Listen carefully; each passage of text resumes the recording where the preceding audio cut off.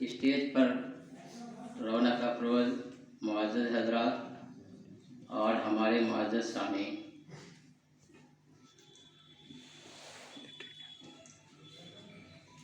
آج ہم آزاد ہندوستان کی فضا میں سانس لے رہے ہیں۔ یہ آزادی کی نعمت آسانی کے ساتھ ہمیں ورثے میں نہیں ملی ہے۔ ہمارے بزرگوں نے اور ہمارے اسلاف نے اس کے لیے بڑی قربانیاں دی ہیں، اپنی جانی قربانی دی ہے، اپنی مالی قربانی دی ہے، ذلیل و رسوا کیے گئے ہیں۔ اس ملک کی آزادی میں جہاں فوجیوں کا اہم کردار رہا ہے، جہاں نوابوں اور راجاؤں کا اہم کردار رہا ہے، وہاں مصنفین، ادباء اور شعراء کا بھی بڑا اہم کردار رہا ہے۔ شعراء نے اپنے اشعار کے ذریعے لوگوں میں جوش بھرا، ادباء نے اور مصنفین نے اپنی تحریروں کے ذریعے لوگوں میں انقلاب برپا کیا، اور ان سب لوگوں کی مشترکہ جدوجہد کے نتیجے میں یہ ہمارا ملک آزاد ہوا۔ جن زبانوں کا اس ملک کی آزادی میں اہم کردار ہے، اگر جائزہ لیا جائے تو اردو زبان سر فہرست ہے۔ انقلاب زندہ باد کے نعرہ ہی کو آپ لے لیجئے، یہ دو لفظ کا نعرہ کتنا اہم ہے اور کتنا لوگوں میں جوش بھر دیتا ہے۔ آج بھی اس کی توانائی اور تازگی کو آدمی بولتے ہوئے محسوس کر سکتا ہے۔ اس زمانے میں اس نعرے نے بڑا انقلاب برپا کیا۔ یہ اسی اردو زبان کا تو نعرہ ہے۔ آزادی کی تاریخ جہاں تک میں نے پڑھی ہے، مجھے یاد ہے کہ 1754 میں سب سے پہلی جنگ بنگال کے نواب علی وردی خان نے لڑی، اور یہ واحد لڑائی ہے جس میں ہندوستانیوں کو فتح حاصل ہوئی۔ اس کے بعد کوئی ایسی لڑائی نہیں ہے جس میں ہندوستانیوں کو فتح ہوئی ہے، تمام لڑائیوں میں ہندوستانیوں کو شکست ہی ہوئی ہے۔ دوسری لڑائی اس کے نواسا سراج الدولہ نے لڑی ہے۔ یہ 1757 میں پلاسی میں یہ جنگ لڑی گئی تھی۔ سراج الدولہ کے شہید ہونے کے بعد عظیم آباد کے صوبہ دار راجہ رام نارائن موضوع نے یہ شعر کہا تھا: غزالہ تم تو واقف ہو کہو مجنوں کے مرنے کی، غزالہ تم تو واقف ہو کہو مجنوں کے مرنے کی، دیوانہ مر گیا آخر کو ویرانے پہ کیا گزری۔ آزادی کی تاریخ شروع ہو رہی ہے 1757 سے، اور اردو کا کردار اور اردو شاعری کا کردار آپ کو نظر آ رہا ہے 1757 سے۔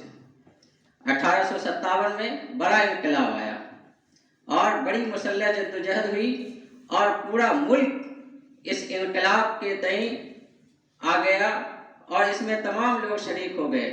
1857 عیسوی سے لے کر کے آپ 1947 عیسوی کی تاریخ پڑھ لیجئے، آزادی تک کی تاریخ، آپ کو اردو شاعروں، اردو ادیبوں، اردو مصنفین اور اردو زبان بولنے والے اور اردو زبان کا اہم کردار آپ کو آزادی کی تاریخ میں نظر آ جائے گا۔ آپ مشہور شاعر اقبال ہی کو لے لیجئے، ان کا شعر: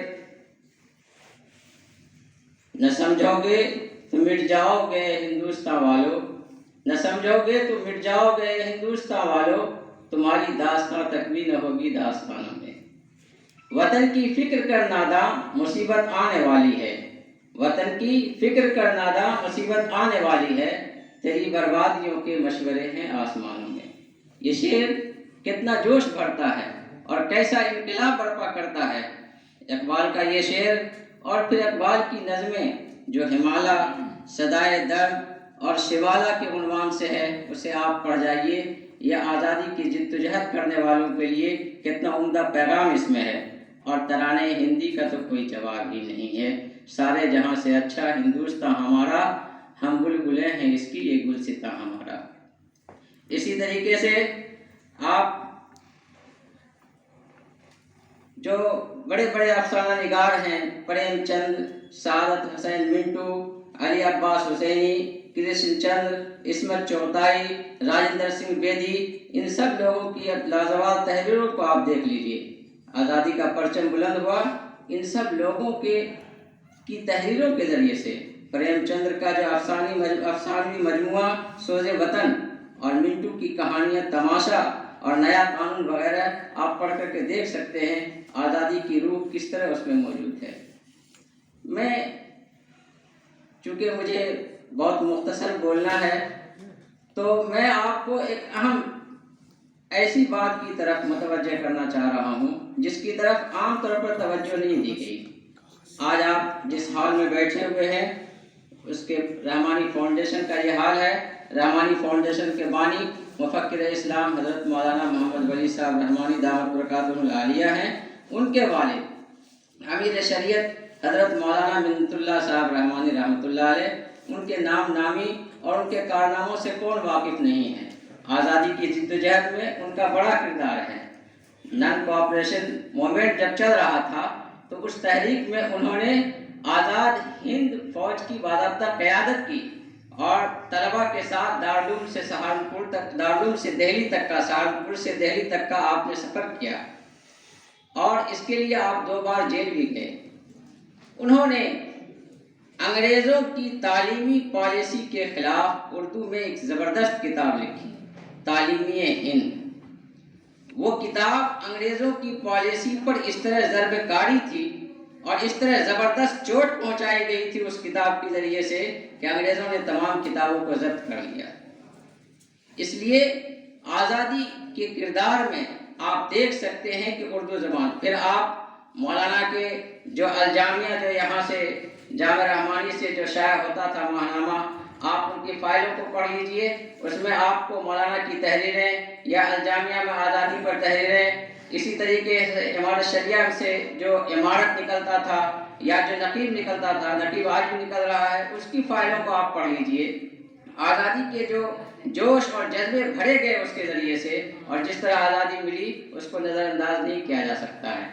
لیکن افسوس ہے کہ وہ زبان جس کا آزادی میں اہم کردار ہے اور جس کی وجہ سے آزادی کی یہ نعمت ہم کو ملی ہے، آج وہ غیروں کے تعصب کا شکار تو ہے ہی، اپنوں کی بیجا محبت کا بھی شکار ہے، اور وہ اس لیے کہ اردو کو مٹانے میں خود ہاتھ ہمارا ہے۔